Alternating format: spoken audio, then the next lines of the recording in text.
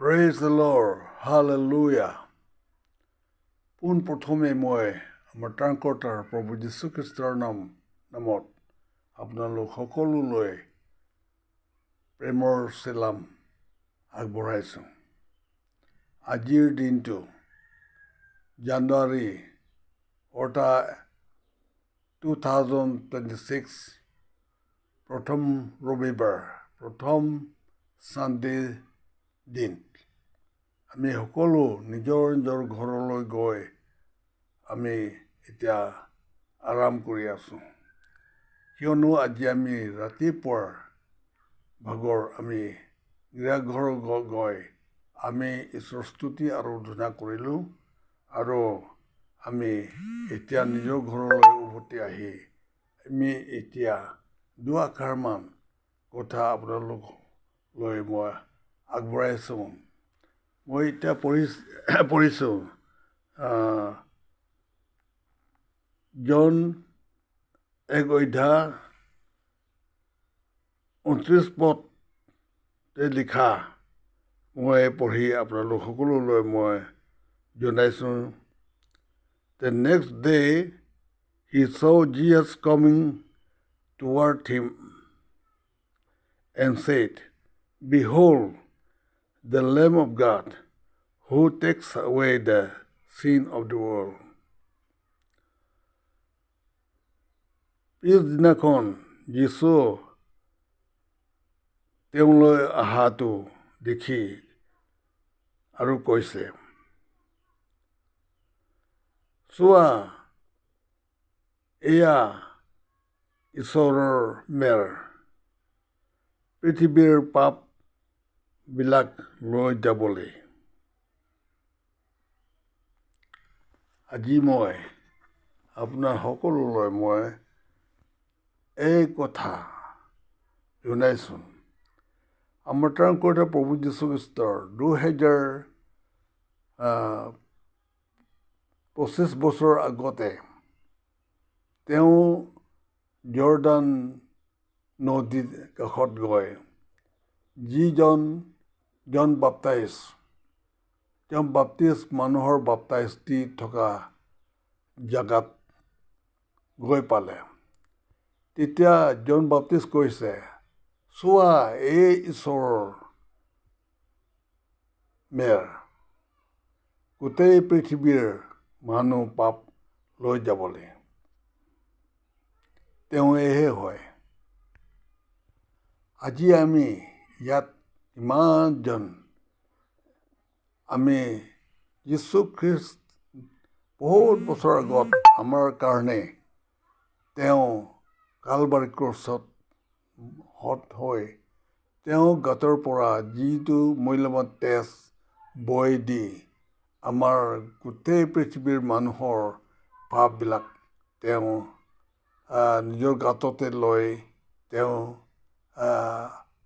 মৈদামত 2 দিন থাকি 3 দিনত তেওঁ আৰু পুনৰ জি উঠিলে। আৰু তেওঁ পুনৰ জি উঠি তেওঁ স্বৰ্গৰোহণ হয়। তেওঁ স্বৰ্গত আছে এতিয়া। ঈশ্বৰৰ সিংহাসন সোঁহাতত বহি আছে। আমাৰ ত্ৰাণকৰ্তা প্ৰভু যীশু তেওঁ নাহিলে আমাৰ পাপটো সদায় আমাৰ লগতে থাকিবলৈ আছিলে। কিন্তু যিসকলে বিশ্বাস কৰে, যীশু মোৰ কাৰণে ক্ৰুচত হৈ মোৰ কাৰণে তেজ বৈ দি মোৰ কিনিলে বুলি বিশ্বাস কৰি গ্ৰহণ কৰি নিজৰ ত্ৰাণকৰ্তা হিচাপে লৈছে, তেওঁলোকতো পুণ্য হৈছে। তেওঁলোক যীশুখ্ৰীষ্টৰ লগত অনন্তকাল ৰাজ্য কৰিব পাৰিব। তেওঁলোকৰতো কেতিয়াও নেহেৰাব, কিন্তু তেওঁলোক অনন্তকাল যীশুৰ লগতে ৰাজ্য কৰি যীশুৰ লগতে থাকি যাব পাৰিব। যীশু হয় ক্ৰুচতে মৰি তেওঁ তেজ বৈ দিছে আমাৰ পাপ উদ্ধাৰ কৰিবলৈ। তথাপিও বহুত মানুহ এতিয়ালৈকে যীশুখ্ৰীষ্টত তেওঁৰ কাৰণে মৰি তেজ বৈ দিছে আৰু এইটো তেজৰ দ্বাৰাই তেওঁ মোচন হৈছে বুলি পাপৰ পৰা মুক্ত হৈছে বুলি বিশ্বাস নকৰা মানুহ আৰু গ্ৰহণ কৰি নিজৰ ত্ৰাণকৰ্তা হিচাপে নোলোৱা মানুহ তেওঁলোকটো হ'লে সন্তা পাত্ৰ তেওঁলোকৰটো হ'লে বহুত লোকচান হ'ব কিয়নো তেওঁলোকে স্বৰ্গৰ ৰাজ যাব নোৱাৰিব কাৰণ তেওঁলোকৰ বিশ্বাসটো নথকাৰ কাৰণে বিশ্বাস নথকাৰ কাৰণে তেওঁলোকে হেৰাবলৈ আছে আৰু হেৰাই আছে এতিয়ালৈকে হয় যীচুক আমাৰ কাৰণে তেওঁ মৰি তেওঁ তেজ বৈ দি আমাৰ কিনি লৈছে কিন্তু এইটো তেজটো লৈ নিজৰ পাপটো মোচন হৈছে বুলি স্বীকাৰ কৰি তেওঁ বিশ্বাস কৰা নাই তেওঁলোকটো হ'লে খ্ৰীষ্টান হ'লেও স্বৰ্গৰ ৰাজতে অধিকাৰ কৰিব নোৱাৰিব স্বৰ্গৰ ৰাজ অধিকাৰ কৰিব নোৱাৰিব কাৰণ যীচু তেজটো মূল্যৱান তেজ যীচু তেজটো লৈ তেওঁ কিনা নাই যদি এতিয়ালৈকে যীচু তেজৰ পৰা আঁতৰি গৈ আছে যীচু তেজৰ পৰা বহুত দূৰত আছে ক'লে তেওঁতো বহুতো সন্তাপ হ'ব তেওঁ কেতিয়াও যীচু নাপাব হ'লেও তেওঁ মোৰ পৰা স্বীকাৰ কৰি যীচুটো মোৰ কাৰণে কালবাৰী ক্ৰছত মৰি তেওঁ তেজ বৈ দি মোক কিনি লৈছে মই এতিয়া যীচু পুত্ৰ হৈছে যীচু সন্তান হৈছে বুলি তেওঁ স্বীকাৰ কৰে তেওঁতো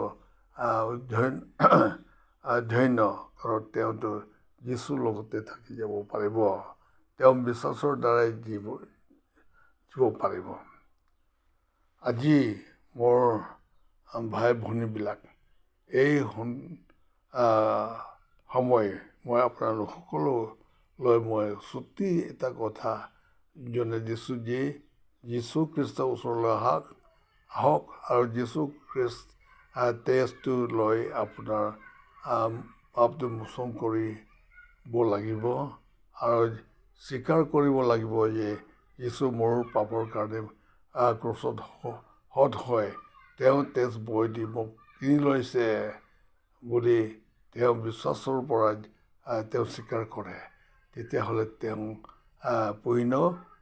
তেওঁ ঈশ্বৰৰ ৰাস্তে অধিকাৰ পাইছে আজি মই আপোনালোক সকলোলৈ মই এই দুআষাৰ কথা জনাইছোঁ যীচুটো আৰু পুনৰ আহিবলৈ আছে তেওঁ প্ৰথমবাৰ অহাটো পাপৰ কাৰণে আহিছে পাপ মোচন কৰিবলৈ মুক্তি দিবলৈ তেওঁ আহিছে হ'লেও এতিয়া ছেকেণ্ড টাইম অহাটো পাপৰ কাৰণে নহয় পাপৰ কাৰণে মৰিবলৈ নাহিব কিন্তু যিবিলাক বিশ্বাস কৰি থিয় আছে বিশ্বাসেৰে তেওঁ যীচু অহাটো ৰখি আছে তেওঁলোকৰ উদ্ধাৰ কৰিবলৈ আহিব বিশ্বাসত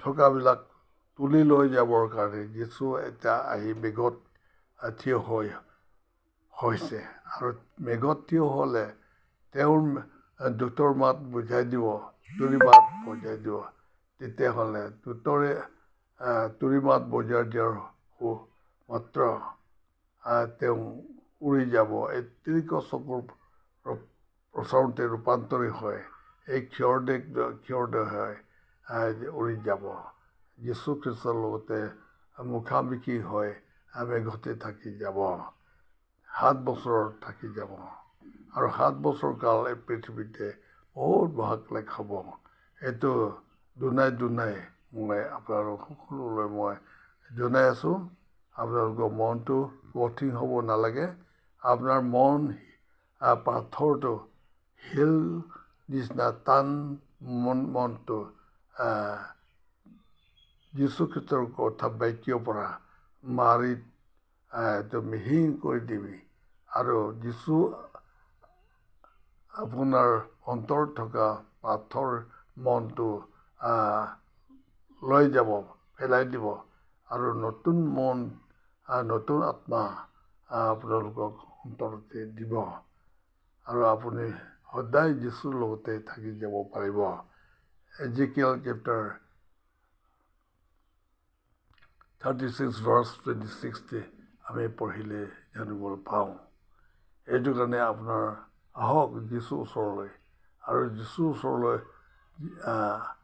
ঈশ্বৰৰ স্তুতি আৰাধনা কৰি মন শান্তিৰে থাকি যীশুটো দ্বিতীয়বাৰ লগ পাবলৈ আপোনালোকে ৰেডি কৰিব লাগিব, যুগুত হ'ব লাগিব। দ্বিতীয় আগমন কাল ৰখি থাকিলে আপুনি দেৰি হ'ব, কিন্তু ৰেপচাৰটো ঠিক টাইমতে যাব পাৰিবৰ কাৰণে এতিয়া যুগুত হৈ থাকিব লাগে। কেনেকুৱা যুগুত হ'ব লাগে? আপুনি প্ৰাৰ্থনাতে থাকিব লাগিব আৰু প্ৰাৰ্থনাৰেদি আপোনাৰ বিশ্বাসটো ডাঙৰ হ'ব লাগে। আপোনাৰ বিশ্বাসৰ দ্বাৰাই আপুনি পৰিত্ৰাণ পাব। আপুনি বিশ্বাসৰ দ্বাৰাই যীশুৰ লগতে উৰি গৈ মেঘত লগ কৰিবলৈ পাৰিম। এইটো কাৰণে মই আপোনাৰ সকলোলৈ এই কথা আপোনালোকলৈ জনাই দিছোঁ। Amen. Praise the Lord, praise the Lord।